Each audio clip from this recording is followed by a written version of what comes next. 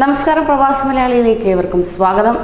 ഇക്കഴിഞ്ഞ ദിവസമാണ് പ്രവാസികളേവരെയും ഞെട്ടിച്ചുകൊണ്ട് മലയാളി എഞ്ചിനീയർ കാൽവഴുതി കെട്ടിടത്തിന് മുകളിൽ നിന്ന് വീണ് മരിച്ച വാർത്ത പുറത്തേക്ക് വന്നത്.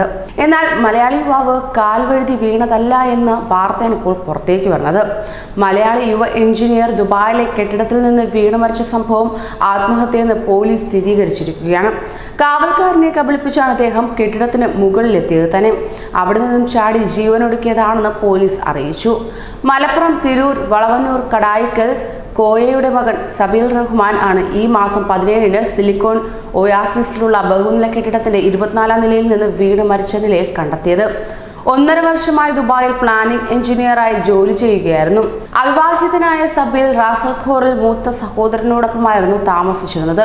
കെട്ടിടത്തിലെ കാവൽക്കാരന്റെ ഫോൺ ലഭിച്ചതനുസരിച്ചാണ് പോലീസ് സംഭവ സ്ഥലത്തെത്തിയതെന്ന് Al Rashidiya police station director brigadier Sayyid Ahmed bin Sulaiman Al Malik പറയുകയുണ്ടായി.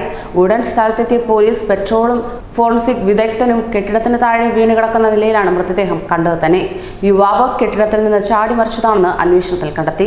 കാവൽക്കാരനെ കബളിപ്പിച്ചാണ് സബീൽ കെട്ടിടത്തിന്റെ മുകൾ നിലയിൽ എത്തിയതെന്ന് പോലീസ് പറഞ്ഞു. തനിക്ക് താമസിക്കാൻ ഫ്ളാറ്റ് വേണമെന്ന് വാച്ച്മാനോട് ആവശ്യപ്പെടുകയും 24-ാം നിലയിലെ മുറിയുടെ താക്കോൽ വാങ്ങി മുകളിലേക്ക് പോവുകയുമായിരുന്നു.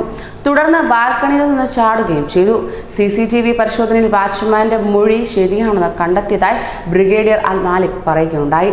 തന്റെ ഷൂസും മൊബൈൽ ഫോണും ബാൽക്കണിയിൽ വച്ച ശേഷമായിരുന്നു ചാടിയത്. 12 മിനിറ്റിനകം മരണം സംഭവിച്ചതായി അദ്ദേഹം വ്യക്തമാക്കുകയും ചെയ്തു. കൂടുതൽ പ്രവാസി വാർത്തകൾക്കായി ഈ ചാനൽ സബ്സ്ക്രൈബ് ചെയ്യൂ.